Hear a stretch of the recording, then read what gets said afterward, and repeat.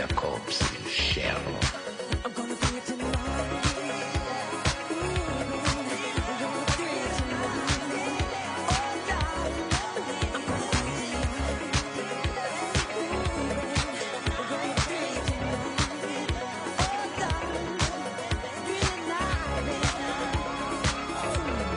The foulest stench is in the air, the funk of 40,000 years, and grisly ghouls from every tomb are closing in to seal your doom. And though you fight to stay alive, your body starts to shiver, for no mere mortal can resist the evil of the thriller.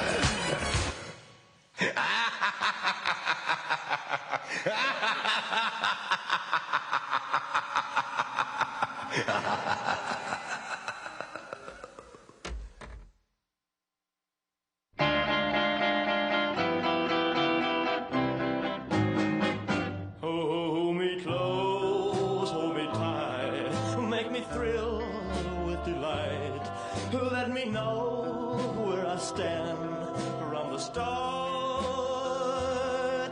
I want you, I need you, I love you with all my heart. Every time that you're near, all my cares disappear. Darling, you're all that I'm living for. I want you, I need you, I love you more and more. I thought I could live without romance until you came to me. But now I know that I will go on loving you eternally. Won't you please be my own? Never leave me alone, 'cause I die every time we're apart. I want you, I need you, I love you with all my heart. Well, I thought I could live without romance until you came to me. But now I know that I will go on loving you eternally. Won't you please be my own? Never leave me alone, 'cause I die every time we're apart. I want you, I need you, I love you with all my heart.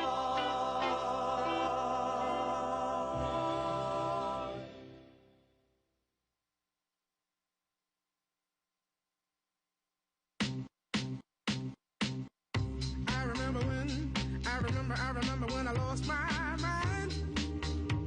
There was something so pleasant about that place. Even your emotions have an echo in so much space. And when you're out there without care, yeah, I was out of touch. But it wasn't because I didn't know enough. I just knew too much. Does that make me crazy? Does that make me crazy? Does that make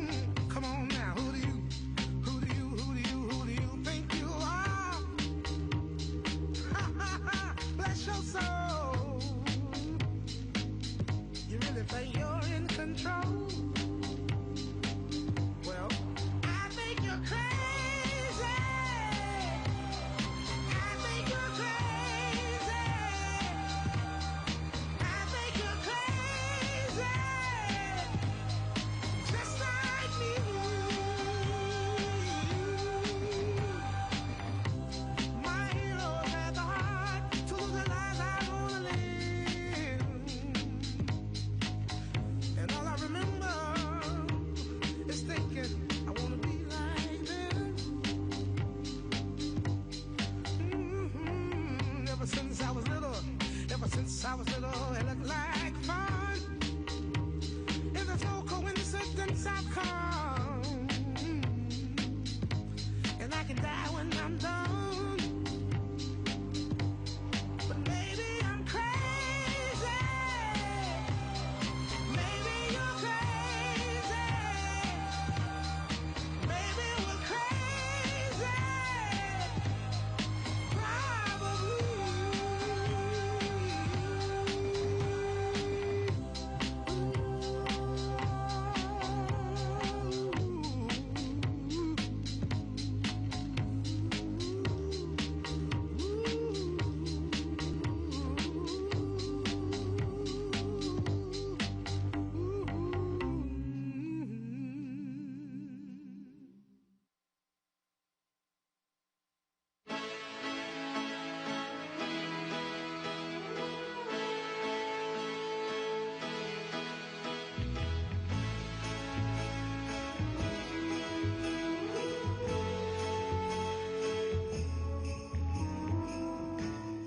I may not always love you, but long as there are stars above you, you never need to doubt it.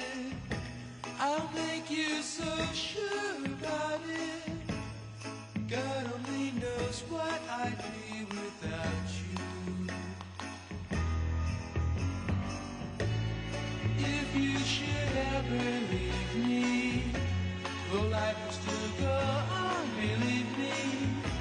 The world could show nothing to me, so what good would living do me? God only knows what I'd be without you.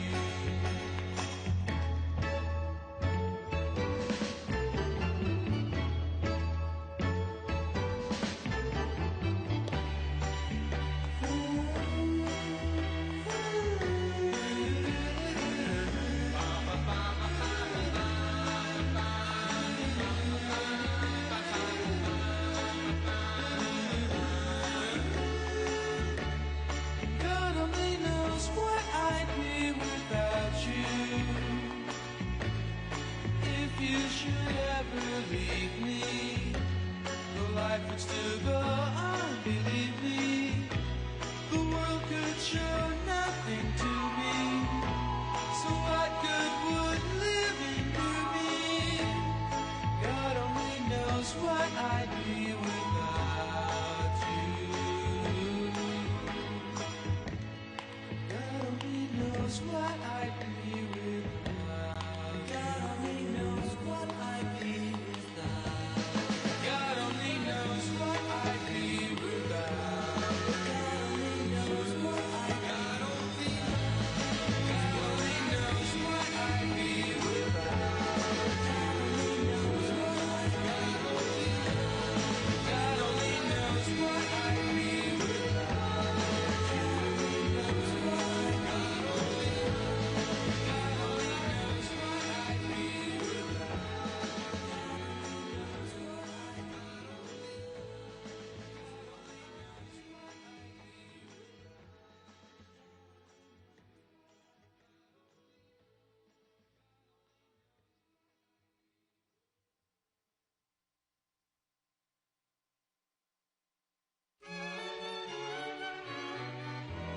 Heavenly shades of night are falling.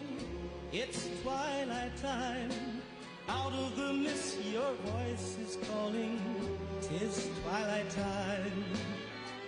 When purple colored curtains mark the end of day, I'll hear you, my dear, at twilight time.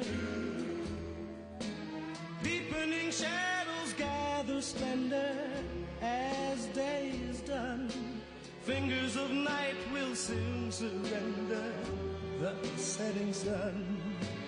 I count the moments, darling, till you're here with me. Together at last at twilight time. Here in the afterglow of day,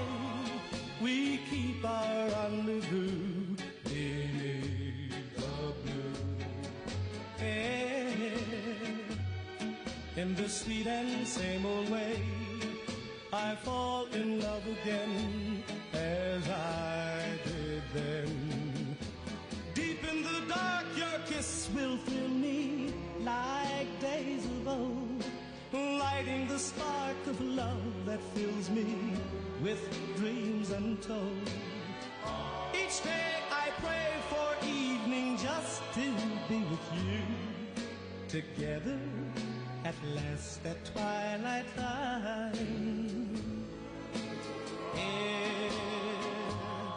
In the afterglow of day, we keep our rendezvous beneath the blue. In the sweet and same old way, I fall in love again as I did then. Deep in the dark, your kiss will thrill me like days of old, lighting the spark of love that fills me with dreams untold. Each day I pray for evening just to be with you, together at last at twilight time. Together at last at twilight time.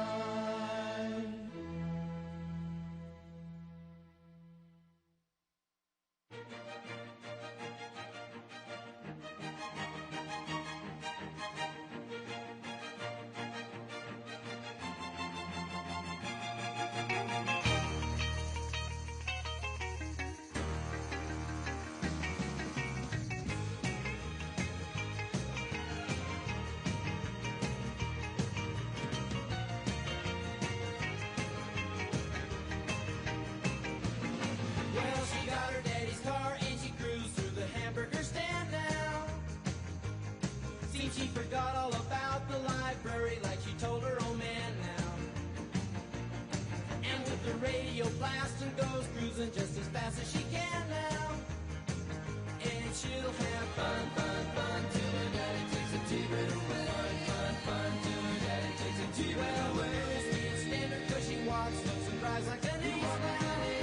You walk like an ace. She makes the Indy 500 look like a Roman chariot race. Like an ace now, you look like an ace. A lot of guys try to catch her, but she leads them on a wild goose chase. Like an ace now, you drive like an ace. She'll have fun, fun, fun till her daddy takes a T-bird away. Fun, fun, fun till her daddy takes a T-bird away.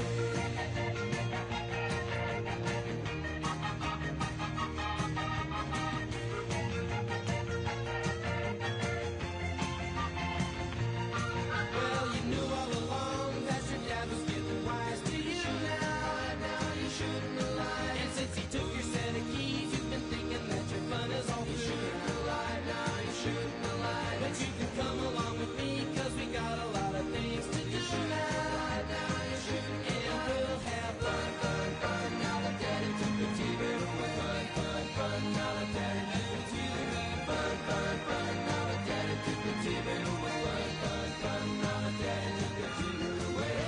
Fun, fun. Now that daddy took the T-bird away. Fun, fun. Now that daddy took the T-bird away.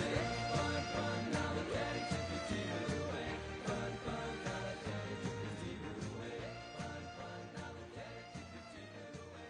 Fun, fun. Now that daddy took the Round, round, get around, I get around, yeah, get around, round, round, I get around, I get around, round, round, I get around, get around, round, round, I get around, get around, round, round, I get around, get around, round, round, I get around. I'm getting bugged driving up and down the same old strip. I gotta find a new place where the kids are hip. My buddies and me, you're getting real well known. Yeah, but that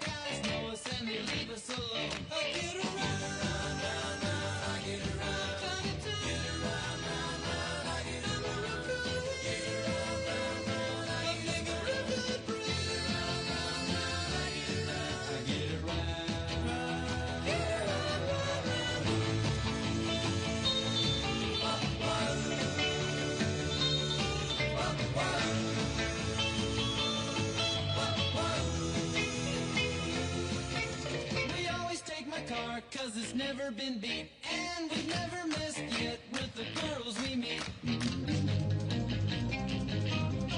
None of the guys go steady 'cause it wouldn't be right to leave your best girl home on a Saturday night. I get around, round, round, I get around. Get around, round, round, I get around. Get around, round, round, I get around. Get around, round, round, I get around. I get around. Round, round, get around. I get around. Yeah, get around, round, round, I get around. Get around, round, round, I get around. Get around, round, round, I get around. Get around, round, round, I get around. Get around, round, round, I get around. Get around, round, round, I get around. Get around, round, round, I get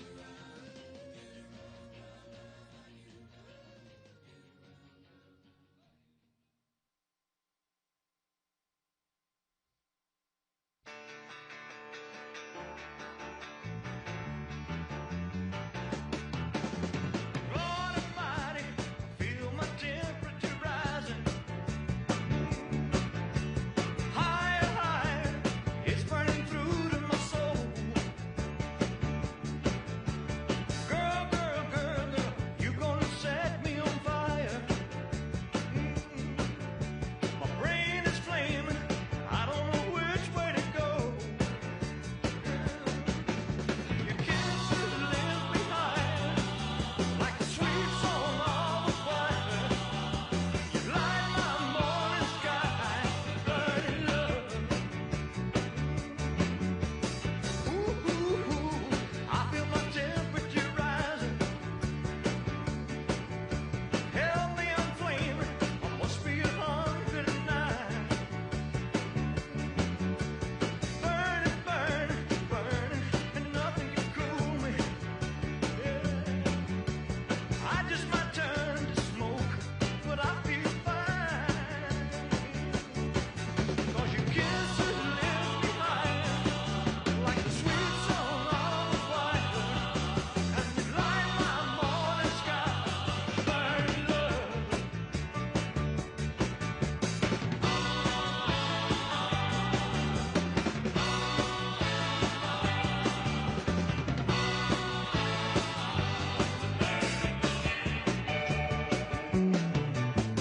It's coming closer, the flames are now licking my body. Won't you help me? I feel like I'm slipping away. It's hard to breathe, my chest is heaving. Lord have mercy, I'm burning a hole where I lay. Yeah. Your kisses lift me higher, like a sweet song of a choir. Light my morning sky, burning love, burning love, burning love. I'm just a hunk of burning love, just a hunk of burning love, hunk of burning love, just a hunk of burning love, a hunk of burning love, just a hunk of burning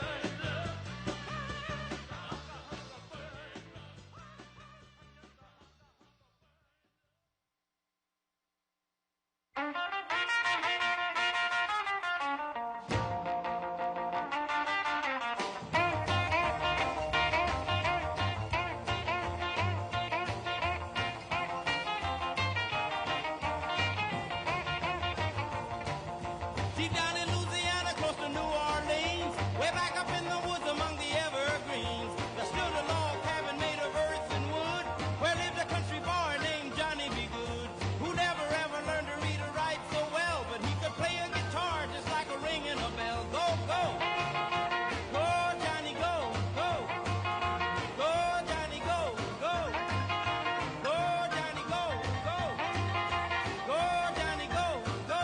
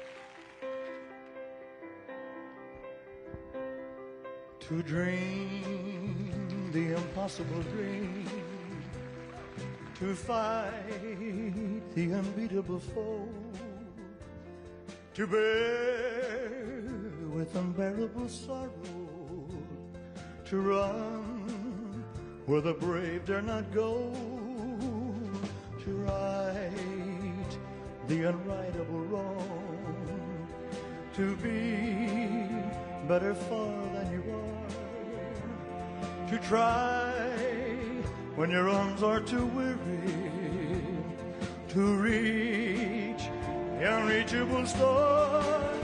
Oh, this is my quest to follow that star, no matter how hopeless, no matter how far, to fight for the right without question or pause, to be willing to march into hell for a heavenly cause.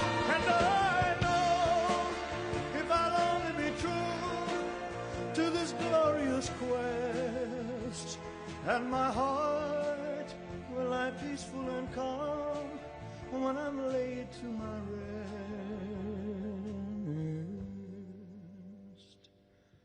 And the world will be better for this, that one man, scorned and covered with scars, still strove with his last ounce of courage to reach the unreachable star. And the world will be better for this, oh, that one man, scorned and covered with scars, he still strove with his last ounce of courage, oh, to reach the unreachable star.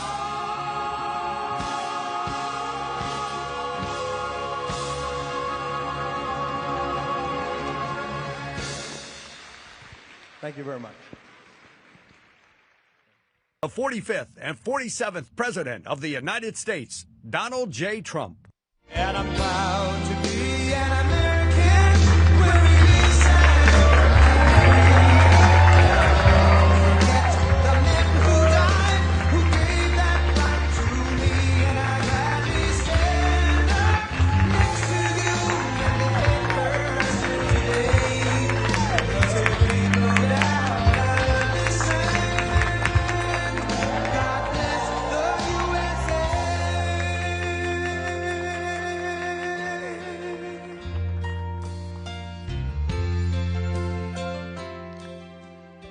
I actually hate to turn that beautiful song off, but let's get to business, right? And I want to congratulate you. You are with an incredible company, and I'm thrilled to be here with the men and the women who are really the heart and soul of one of the greatest, most admired, and most successful companies in the history of the world, frankly, the one and only McDonald's. I've gone there a couple of times. And I'm honored to stand before you as the very first former McDonald's fry cook ever to become president of the United States. And I actually was there for about 30 minutes, and that was 30 minutes longer than Kamala was there, right? Despite her job at McDonald's, that didn't work out too well. And the person at McDonald's that informed us off the record that she never worked there, whoever you are, we appreciate that. That was very nice. But I want to thank, as you know, the famous Sundar and Sergey Brin. These are two guys that own and run a place called Google. They called me the following day after I did that McDonald's little skit, because it wasn't a commercial. You got it for nothing. It was a skit. And they told me that, and I didn't know them. I said, who are they? They own Google. I said, that's pretty good. That's not bad. And that it received more hits than anything else in the history of Google, and that records, it still stands. So congratulations on allowing us to use it, but you made a very good deal as usual. But you know, in the old days, McDonald's and many others would call me to do this kind of a thing, come over and say some words and talk, and they'd pay me millions of dollars. Likewise, they'd do it. They'd call others, only superstars, and they'd pay them millions of dollars to speak. And as president, I'm doing this damn thing for nothing. Okay? And you know what? Because it's you, it's an honor to do it, and it's an honor to be here. Really, the job that McDonald's has done is incredible, and that you're doing. But as you may have heard, I'm also one of your all-time most loyal customers. I really am. Well, other, I think that's good. I'm pretty sure that's good. While other politicians fly around on campaign planes stocked with expensive catering, on Trump Force One, prior to ascending to Air Force One, which is quite a nice plane also, we served only McDonald's almost every time. On occasion, we couldn't find one, which is pretty hard to believe. We'd go another route, but we really did. You fed us very well, and I even got Bobby Kennedy to eat a Big Mac. And he told me he loved it. He didn't want that publicized. He told me he loved it. I thought it was great. I want to thank McDonald's chairman and CEO, Chris Kempczinski, who I just met backstage. I guess gave him a little piece of my speech signed. I said, do you want to keep this? You can either hang it, you can give it to somebody, you can throw it away. I don't care. But I don't stay on the speech too long anyway, so usually those speeches aren't too accurate, what I give. But McDonald's USA president is here, Joe Erlinger. Joe, wherever you may be, thank you very much. Thank you, Joe. Good job, along with everyone from the International Franchise Association, which does really fantastic work. I've heard from many people you do a fantastic job. So thanks as well to two former McDonald's operators now serving in Congress, Representative Kevin Hern and Chuck Edwards. Are you here, fellas? Come on, fellas. And they're warriors, those two. They're warriors. Thank you very much. Great job. And, of course, let me thank the people who truly keep the McDonald's magic alive, the incredible franchisees, and you got a lot of them here tonight. Yeah, and you're the heart and soul, and they would tell you that all the time. They tell me that. You carry on the commitment to what Ray Kroc said he wanted from every McDonald's restaurant, perfection. Have you heard that? Perfection. That was very strong. Ray liked to say that if you think small, you'll stay small, and that's why no one thinks bigger than McDonald's, not in your industry, and probably never will. I don't know if anybody can ever catch you. I doubt it.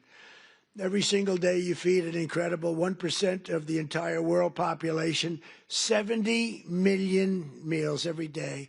An amazing 1 in 8 Americans works behind the counter of a McDonald's franchise at some point in their lives. Yeah, we heard about that. I heard about that. Wasn't true in that particular case, but for tens of millions of our citizens, the road to the American dream starts beneath the golden arches, beautiful golden arches.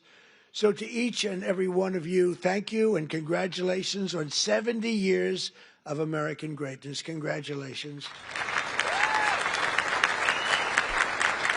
And, I just might add, this is also the golden age of America because we are doing better than we've ever done as a country. Prices are coming down and all of that stuff.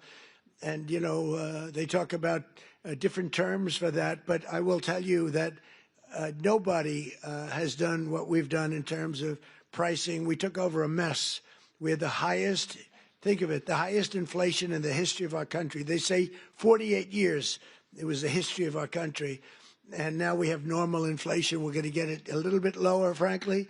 But we have normal. We've normalized it. We have it down to a low level, but we're going to get it a little bit lower. We want perfection. You always want 1%. I don't know if anybody knows. You don't want 0. 0 can be bad. Then you start going the other route. That's no good either. Then you say, what's worse, deflation or inflation? But we have it almost at the sweet spot, and prices are coming down on different things. One of your groups that you admire, I admire, Walmart, came up last week, and they announced that Thanksgiving this year is 25% less. All of the accoutrements, that Thanksgiving is 25% less than it was last year under Sleepy Joe Biden. So That's a big statement, and others have followed up by saying just about that. And to your leader, when we met, I said, how are you doing with prices? Prices are coming down. He said, we were up 40% because of Biden and inflation, and they're coming down, and they're coming down rapidly. So I hope that all continues to go, but we're really doing well as a country. Most importantly, however, I will tell you, big picture, we have over $17 trillion being invested in our country in 9 months. It's now just about ready to crack 18, and by the end of 1 year, we will have about $20 to $21 trillion invested in our country. That's more by 10 times the highest amount ever invested in any country ever before, and it's largely because of tariffs and, I think, November 5th election. But it's the largest amount. As an example, so if we have 20 or 21 in 1 year, 21 trillion, think of what that is. That's car factories, that's AI, it's everything. They're all coming back because of the tariffs. They're all coming back because they don't want to pay 15, 20, 30, 100% tariff. It wasn't that complicated. People are saying, you know, Trump was right. It really wasn't that complicated, but it's been amazing. As an example, if you take me at 20 for 1 year, Sleepy Joe Biden, you know what he was? Less than 1 for 4 years. And if they got elected, they would have been at -10 because people were moving out of the country in record numbers, and welfare and other charges were increasing at levels that nobody has ever seen before. So you would have had double and maybe 50%, maybe literally more than they've ever seen. Welfare was going up. Everything was going up. Government jobs were going up. Real jobs were going down. So you would have had that catastrophe, and on top of it, instead of 20 trillion coming in, you would have had 10 trillion leaving our country. In other words, you would have had a catastrophe. You probably would have had a bankrupt country. You are so damn lucky that I won that election. I'm telling you. It's actually true. I hope the press covers that. You know. Sometimes he got up and he ranted and raved and bragged. I don't brag. I just give you the facts. It's true. But those in this room know the people of our country better than anybody. And before the sun rises, you're up serving hot coffee to construction workers, nurses, and police officers on the way to the job. In the evening, you stand ready with the fast dinner and a smile for busy moms and their children as they race from school to soccer practice. Really is. It's Americana. And late at night, your lights are often the only ones still glowing when the long-haul trucker pulls up for a good meal and a best Coca-Cola in America. Best Coca-Cola. Whoa. And I'll bet they use real sugar in your Coca-Cola. You know, they didn't in the United States. I said to the head of Coca-Cola, you got to go to sugar. They do in other countries. And you know what? They went to sugar. Isn't that nice? I said, you got to go to sugar. Just like I said, why is the Gulf of Mexico called the Gulf of Mexico? I said, we're changing the name. And now it's the Gulf of America. It has nothing to do with McDonald's, but maybe it does. Because it's very nice cycle. We have 92% of the shoreline. They have 8%. I wouldn't say I made a lot of friends in Mexico, but they still like me. Wasn't that a good change? Seriously, wasn't that beautiful? And it was done in an instant. You know, it's like, normally you think a thing like that would take years. This took like 10 minutes. I asked somebody, good lawyers in my office, I said, would I be able to change the Gulf of Mexico? Is that possible to the Gulf? Sir, it's been that way for 350 years. You know, they were here 100 years before us. We're 250, they were 350. It's been called the Gulf of Mexico, sir, for 350 years. I said, that's not the question. Am I able to change it? Yes. What do I do? Just give us the order and we'll do it. And I did, and we changed it, and everybody's happy. Well, not everybody, but most people. Most people are happy, but it's great prestige for our country. You know, it's tremendous prestige for our country. And that's good for McDonald's, and that's good for everybody else. As president, I want you to know that I'm fighting every day to support small businesses like yours and the citizens that we all serve. And together we're fighting for an economy where everyone can win, from the cashier starting her first job to a franchisee opening his first location to the young family in a drive-through line. I've been on that line many times. Actually, that line was incredible in the commercial, right? It wasn't a commercial. It was about, but they have the line. The people had no idea. So I made the French fries. The guy was really good. He had a great wrist. He was, sir. He was going like, sir. Yeah. It was not that easy, but I got it sort of finally. Not the greatest, but I get it, pouring it in, asking him all sorts of stupid questions. But it was very interesting, amazing. A little thing is not. It's a little complex, right? To father and son over there that own a lot. They're very rich people.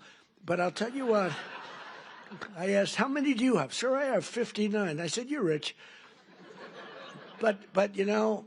Nobody knew in the line. The line was a long line. They had 25,000 people, so somebody let them know we were coming. It was toward the end of the campaign. And after I did the French fries and did some other things, I then stood at the window. And the people would drive up, a little bored in all fairness. You know, it is, I mean, they're waiting for a hamburger, okay? So they'd drive up like this. They'd look over. Whoa! Every one of them. And it was fascinating. Every one of them, they would. It was the response was incredible. Almost like I knew I was going to win when I saw that. I knew, because the response was love. It was great. They had a good time. But we did, I think, 12 people. Every one of them had the same response. They drive up, they this, they get that, getting a little cash ready, and they look over, and it was, some did a double take. Some went like that. Whoa. But it was sort of an amazing moment. You know, I did a garbage truck also, right? And everybody, and I thought, when I spoke with Sergey and Sundar, I said, yeah, but the garbage truck was equal, wasn't it? They said, not even a contest. Garbage truck was great, not even a contest to McDonald's. And that's because we had the power of McDonald's. I mean, it was an amazing thing. I thought the garbage truck would have won. And they said it was good, but it wasn't even close. So that's a tribute to what you've built, really. It really is a tribute to what you built. But there's still a lot of work to do, and we're making tremendous progress. 1.9 million more American-born workers are employed today than when I took office. Think of that. 1.9 million more today than, and these are American-born workers. Nobody thought that was possible. And we have the strongest borders in the history of our country. Nobody comes in unless they come in legally. You see the numbers. Everyone thinks it's impossible. A year ago, millions of people were storming our borders. Today, they only come in if they come in legally. And wages for hourly workers are rising at the fastest pace in 60 years. And sometimes you might say, was that good or bad? It's great for you. The minimum wage thing you'll have to be talking about. You're going to have to fight. We were talking about California, Gavin Newsom from California. And I knew he's laying siege on the minimum wage. And you people probably know, because that's a very complex subject, and you people probably know better than anybody the impact one way or the other, good or bad. And you're going to let your local congressmen, your senators know about it. But in 9 months, we've lifted over 600,000 Americans off a food stamp, and that's a record. And it's because we really have a strong economy. I mean, we're building thousands and thousands of factories all over this country. Wait till they open up. You're going to see something like we've never seen before. You know, we lost our auto industry. 54% of our auto industry left for other places over the years. And I think we're going to get it more than all back. They're coming in from Mexico, from Canada, from Germany. They're coming in from Japan. We made a deal with Japan, $650 billion. We never got anything. We made a deal with the European Union, $950 billion, and they have to buy our oil and gas and many other things. And I want to say it's good for everybody, all that. We made a deal recently with China, where they buy our soybeans, but it's hundreds of billions of dollars. And it's incredible what's taken place in our country. The world was laughing at us like we were stupid people. They're not laughing anymore. They don't laugh at us anymore. They respect us now again, and that's what we want. We want to be liked. We want to be respected, much more so than being liked. And you know, in a certain way, they like us better now, too. They respect us, but they like us better now because the world was ripping off our country. Not sustainable, not even sustainable. China was making $722 billion. Think of that. Not million. 722 million's a lot, isn't it? $722 billion. They built their military with the money that we gave them over the years. And in my first term, we had a great first term. The most successful economy we've ever had in my first term. This is going to blow it away. This is blowing it away, to be honest with you. It blows everything away. There's never been a time like this, and you're going to see the results, you know, pretty quickly. But in stark contrast to the previous administration, 100% of all new jobs created in America under my administration have been created in the private sector. Because, you know, we are trimming out government jobs. You can't have, you know, what they do is they give you phony job numbers in a lot of ways, but they'd hire 100,000 people, and all of a sudden it looks like they're doing well. They're not doing well, because those are jobs that they hurt our country. If those jobs can be in the private sector, paying taxes and all the other things, it's a big 100% of the jobs that we put in have been, think of that, are in the private, come from the private sector. In my first term, we built the greatest economy in the history of the world. And now we're doing it again, but this time it really is, as I said, much stronger, much better. I think it's going to be something that nobody has ever seen before. My pledge to every family and every small business is that I will not rest until you are richer, stronger, more successful, happier, till you've gotten a piece of the American dream. Some of you in this room have really gotten a piece of it because you made a great decision to go with a great, great company years ago. And it's really pretty amazing. That begins with making America. We have to do, the word is affordable, and affordable should be our word, not theirs, because the Democrats got up and talked affordability, and they don't say that they had the worst inflation in history, the highest energy prices in history. Everything was the worst. What they're great at is lying. They say affordability. This stuff was all much more expensive. We have a couple of items like coffee, which is a little high. We're going to get that down. You saw that today. The coffee comes down. Remember when I first took over? Eggs. My third day in office, I have a news conference, and the fake news media was screaming at me, Mr. Congressman, about eggs. Remember that? I'm standing there very innocent. Oh, hello. Do you have any questions? What about eggs? What about them? They're up 4 times. I said, look, I just got here. I'm sorry. And Brooke Rollins and Department of Agriculture did a phenomenal job. And they said, don't order eggs for Easter because you won't be able to get them. And they said, we have a big Easter egg hunt at the White House. It's sort of a thing that has gone on for 100 years. They said, could you order plastic eggs? I said, I'm not ordering plastic eggs. We're going to have eggs down by that time. And by the time we got to Easter, the price of eggs had fallen precipitously. We had all the eggs in this country you want. And we know what we're doing. I mean, we know what we're doing. We rebuilt our military. We have the greatest military anywhere in the world. We make the greatest military equipment anywhere in the world. And everybody knows it. And everybody knows it. And you saw that with the way we took out the nuclear capability of Iran with those gorgeous B-2 bombers. They flew in there. And they wiped it. And the word was obliterated. Remember when CNN said, well, it might not have been obliteration. Think of the pilots. They go in there, they're under fire. I was watching this from the Situation Room, and you get to see things in situations that you wouldn't believe. And they said, sir, they have entered Iran airspace. All of a sudden you see much faster. Then you see them going down at the whole thing was crazy. I actually said, do people really want to do that for a living? They're waiting for them, but the equipment is so good. The B-2 bomber. Stealth. They never saw them. They never saw them. I mean, it's the most amazing thing. And I honored the pilots at the White House. I had them brought in, along with mechanics and a lot of other people. We brought them to the White House to give a little celebration because they flew 37 hours flawlessly.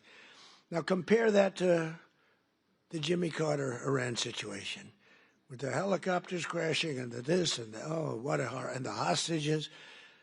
And I said, we can't let that happen, but we have a great team. General Raisin Kane is unbelievable. The whole group is unbelievable.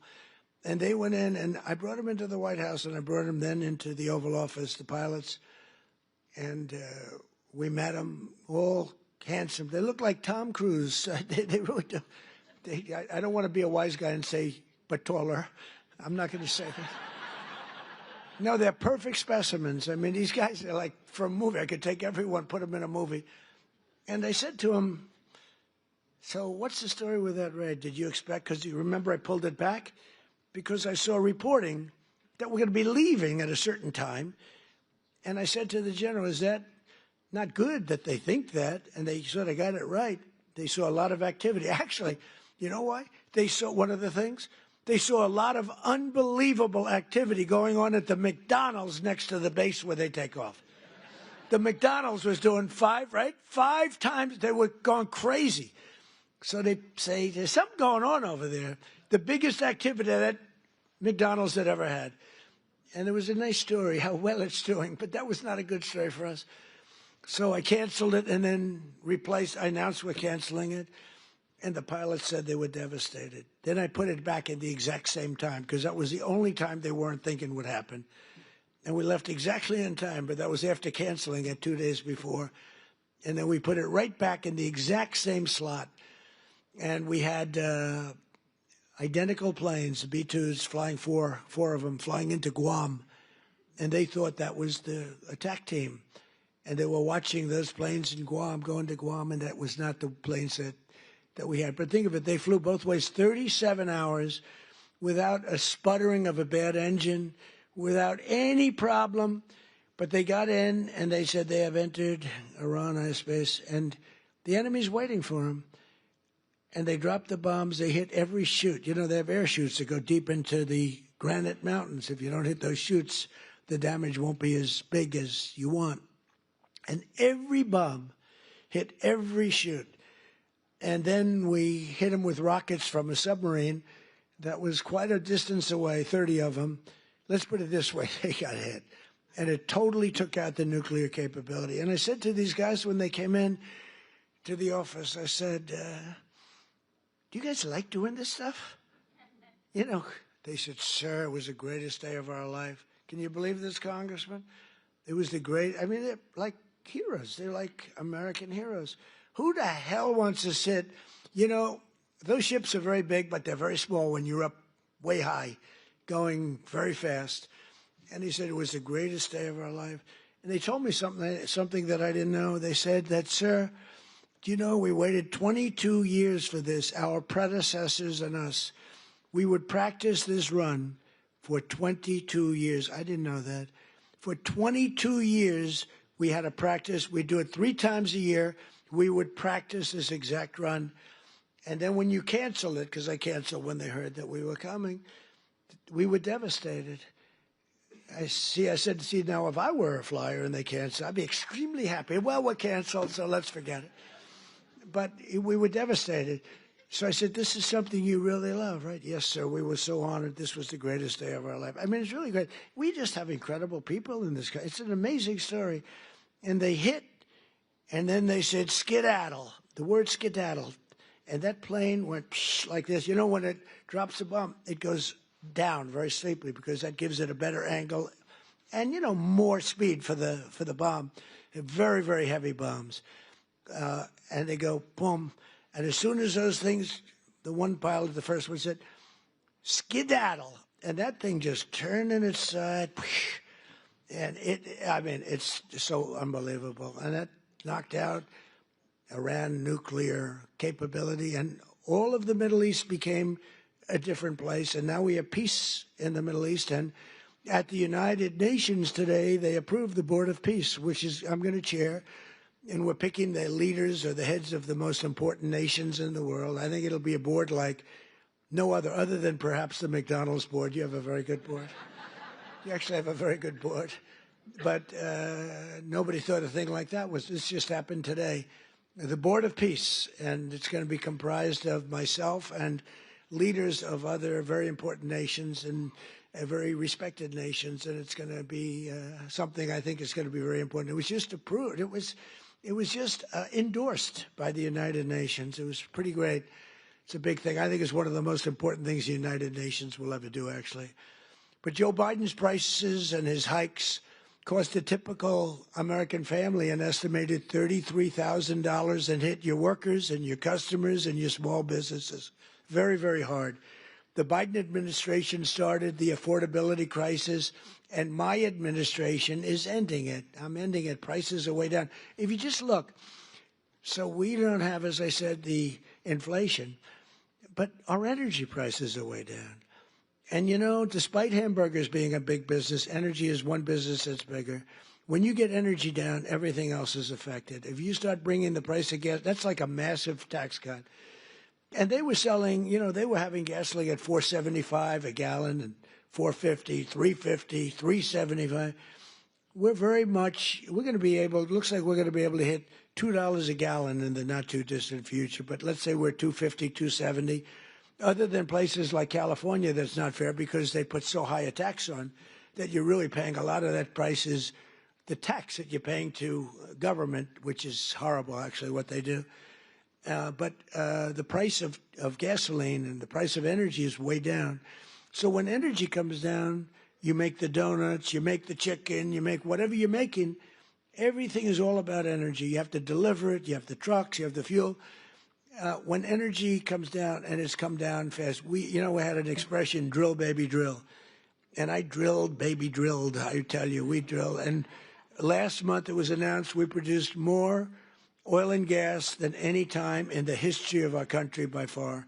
And when you do that, everything comes down. You don't even have to look at the numbers. And it's all beautifully coming down. And as per your chief executive and your chairman and everybody else, they tell me the prices at McDonald's are coming down. It's moving down. Unfortunately, they were so high in the last administration that people aren't that happy because it was so high. So even though it's coming down and coming down a lot, they want to see where it was, like when I was president. And we'll be getting it very close to that number, maybe even better, depending on what we do with energy. But the energy's coming way down. In the 9 months since I took office, we've stopped inflation in the tracks. Since January, the core inflation has been the lowest in just about 8 years, just changed. It was 4 years, now it's 8 years. It just changed about an hour. They just said, sir, if you want, we can rewrite the speech. I said, no, I can remember it very nicely. Thank you. I'm not Biden. In the past 6 months, the price of breakfast items has fallen 14%. Bread prices are down. Dairy prices are down. And the price of eggs has declined 86% since March, and much more than that since when I took over. Because when I took over, it was an egg crisis, as we said. And I want to give a very special thanks to McDonald's for slashing prices for your most popular items, bringing back extra value meals, and I hear you're recommitting to the affordable options of Americans that we really know and love, all of the items that we love.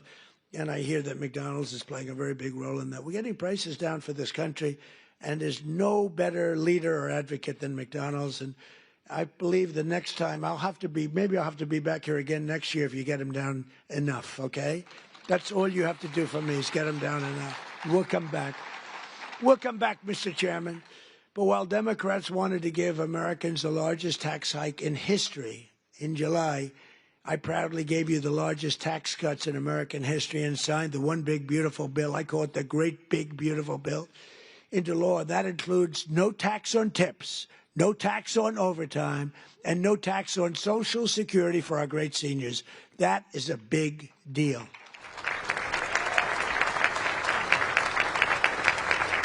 So the great big beautiful bill is the biggest piece of legislation ever passed in our country's history. It gives expensing to you as owners, where you do something, you could expense it, you can take it off in 1 year instead of 38 or 40 years. It gives you so many things. And I'm not giving it to you, I'm giving it to the people that you're hiring, because I'm giving it for jobs. You're going to expand, you're going to do tremendously, you spend money, and you can write it off quickly as opposed to over a period of many, many years. The typical waiter waitress or police officer will take home roughly $2,000 extra each year because of just what we've done on taxes. And the tax cut bill, and I call it the tax cut bill, is also a big boost to small businesses like yours. It includes permanent expensing. And again, the biggest thing I did in my first tax cut bill, and this also expanded and extended that, was the expensing, the 100% expensing. But now we have the expensing for a 10-year period, so for 10 years. And frankly, I sort of said, let's make it 2 years because, you know, I want the results to be immediate. 10 years, they can take their time. I had a lot of pushback, including from these guys. They said, no, the right thing. It might have been good for us politically, but it would have been, it's better what we did ultimately for the country. So we have 10-year full expensing. Nobody thought that was possible to get. We also expanded tax relief for all franchisees and made the pass-through deduction permanent. It's now permanent. And very importantly, under our tax cut bill, we virtually eliminated the unfair estate tax or death tax, so you can keep your family business in the family, your children, if you love your children. If you leave your beautiful place to your children, you won't have estate tax, small business. Now, if you don't love your children, you don't really care what I'm saying right now. I've only had 2 or 3 people over the years that say, I take a vote. Does anybody in this room dislike their children where you're not leaving it to your children? And, you know, it's always blank, blank, blank. Then all of a sudden, one guy about 6 rows back, okay. And I thought he was kidding. I said, oh, that's so funny. I'm not kidding. My kid is no good. I'm not. And I said, this is amazing. So he's not so happy with this, but it's all right. But think of it, you know, farmers especially, where they'd have a farm. And, you know, the expression, the land rich, cash poor a little bit.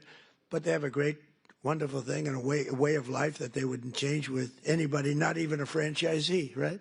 They don't want they don't want a McDonald's. If they have a farm, they love their farm, just like you love what you're doing. But the farmers were dying, leaving their farm to their children. The value of the farm was high. They'd go out. They'd have a tremendous estate tax or death tax. And it would so much. I mean, the percentage is crazy how high. They'd end up losing the farm in bankruptcy. They'd go out and borrow all this money to pay the tax, the estate tax. They'd put a mortgage on the farm, and they'd end up losing the farm. Many of them committed suicide. They would commit suicide. It was such a horrible thing that was happening.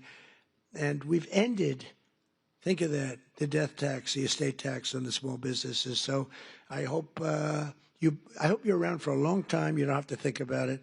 But it's a great thing for your family, and it's, you know, a great thing for longevity. You know, you treat your franchise just like a farmer treats his farm. You love it. I know you're there early, you're cleaning it, little touch of paint here or there. There's a little spot on the ceiling, drives you crazy, right? It's, you know, it's love. It's love for what you do. It's amazing the job you do, too. I see it. I've been in plenty of McDonald's that clean beautifully. You must have some awfully good incentives because they are really amazing places, the job that's done. But upon taking office, I signed an order requiring that for every new regulation, 10 old job-killing regulations have to be eliminated. So if we put in a new regulation, then we get rid of 10. Otherwise, you don't get the new regulation. And, you know, we got rid of the drip, drip water. We call it the drip, drip, where drip drips out of the sink. States with tremendous water, so much water, they have nothing but problems getting rid. They had restrictions on water. It comes down from heaven, right? They had restrictions on water. So you want to wash your hands, or like me, I want to wash my hair. I lather up, then I turn that, and there's no water. The water's drip. They put a restrictor on. I won't mention the third item in the bathroom because I always get criticized. I used to mention that, but I don't mention it anymore because you know what I think you do. If you don't know what I'm talking about, then you shouldn't be owning a McDonald's franchise. You wouldn't do well even with a McDonald's franchise. But no, the water restrictions totally lifted. All restrictors are gone. And, you know, it's interesting. Your dishwashers were covered, right? You had no water. I was with some of the people that make them, Whirlpool and others, and they said, sir, they won't give us the water to use in our dishwashers or use in our washing machines. The washing machines have no water. I mean, it's like a glass of water, half a glass of water. We need water. And I said, how bad is it? He said, well, like the dishwasher. They put the dishes in, and they just keep pressing the button, bing. They end up using more water. So I gave them, as you know, unlimited water. Biden came back with a rigged election, and he immediately restricted the water again. But I came back in and immediately unrestricted again. So now you have unlimited water to clean your damn dishes, okay? And other things. Your hands. Didn't you hate that? You walk in to wash your hands. I'm a big hands guy. I like to wash my hands. You know, I used to hate shaking hands. Now, once you run for office, you better like shaking hands or you got a problem. You ever see a politician? No, I don't want to shake hands. Can you do that? I don't think you wouldn't be a politician very long. I actually thought that with COVID, that would be the end because, you know, they didn't want you to shake. I said, well, but then it came back a little bit slowly, then eventually. But when you're a politician, you have to shake hands. So I like washing my hands. And you'd go into the sink, new places generally, and you turn on the water, and there's literally no water. And how about the places that think they're going to save a fortune, so they spend a lot of money, where the water turns off there. You press the thing, which you hate to do, you know, your hands, you don't like to press.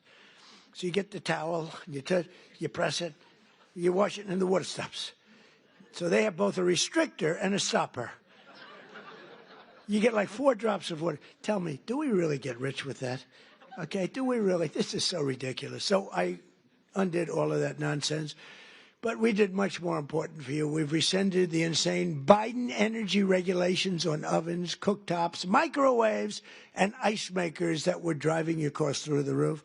You have no longer restrictions in that. I hope you understand. But I did better than that, too.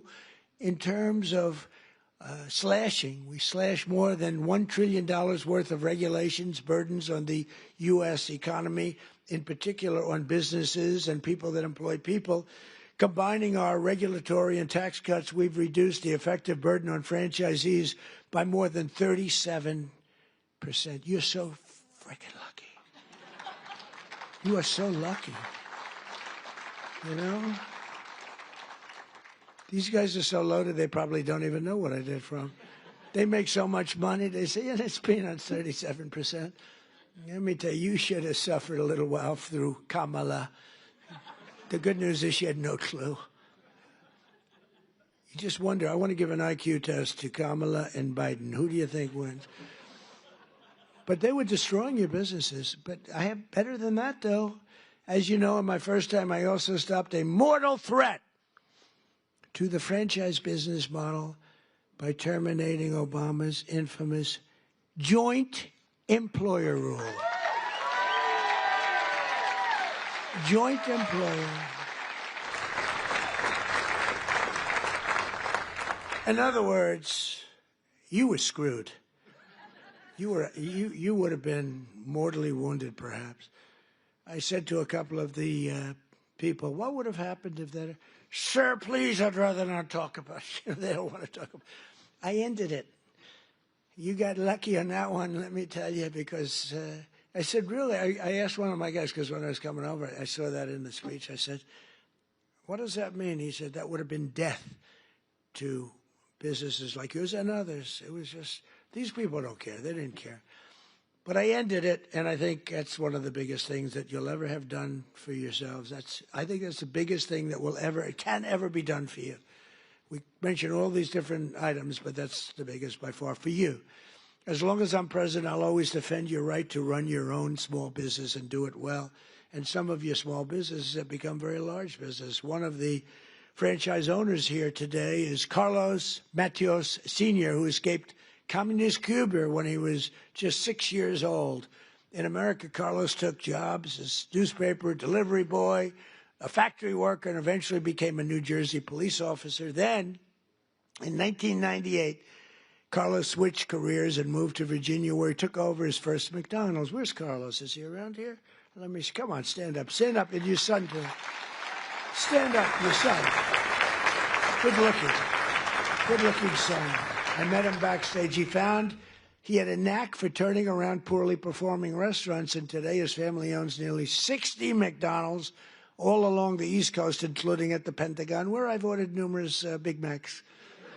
Right? In fact, he served when the great football team came in. They served McDonald's, and you'd have these guys walking out, the biggest human beings I've ever seen. They were the national champs, right? Remember the team? Who was the team? Remember the team? He said Clemson, that's right. And these guys, I don't know, they were, like 6'6". What do you weigh? Sir, I weigh 392.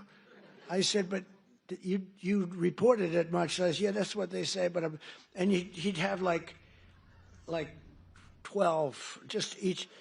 And I thought he was bringing them back to the rest of the team. I said, that's nice, but maybe the team wants them. No, this is what I said, are you going to eat all of them? Yes, sir. He didn't even know what I was talking about.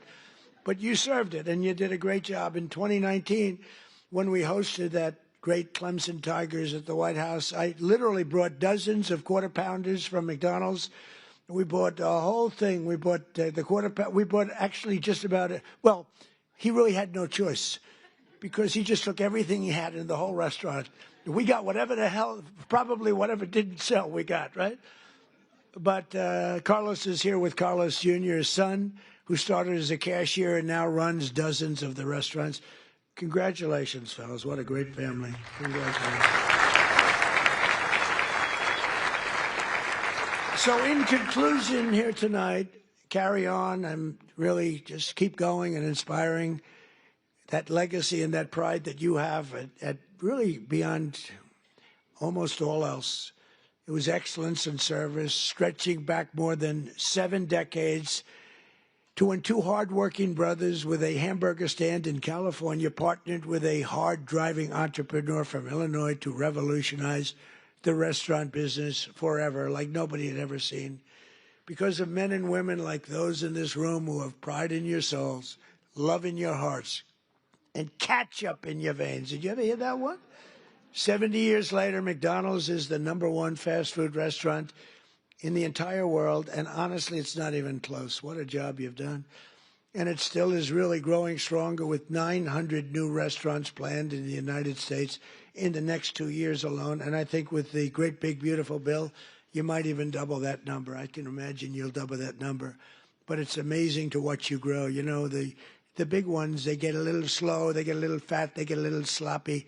This is a company that's gone just the opposite. You've gotten more and more competitive. I look at your numbers. You've gotten more and more competitive over the years, over the generations. Your spirit, generosity, and devotion to your communities has really made McDonald's a symbol of American values, aspiration, and success that's recognized all over the world. You are recognized all over the world, something that, and there's a lot of great, I mean, compared to the total, not so many, but there's a lot of great leaders, great companies. But I think more than anybody, McDonald's is recognized all over the world and as widely as, frankly, the stars and stripes themselves. And everywhere there's a McDonald's, we see stars and stripes. Everywhere the American flag flies, you'll find the golden arches, and there you'll find good people doing honest, beautiful, hard work, and happy families sitting down to a really great meal. Because no matter who you are, everyone loves something at McDonald's. There's always something to have. I like the fish. I like it. You could do a little bit more tartar sauce, though, please. Seriously. I hate when I say, do you have any tartar sauce? Do you understand that? Yes, he understands that. Together with hardworking Americans like you, we're going to pioneer new heights of prosperity. We are doing better as a country right now. And people are seeing it. The Wall Street guys know it. The stock market hit its all-time high 48 times in a row in 9 months, 48 times during the 9-month period.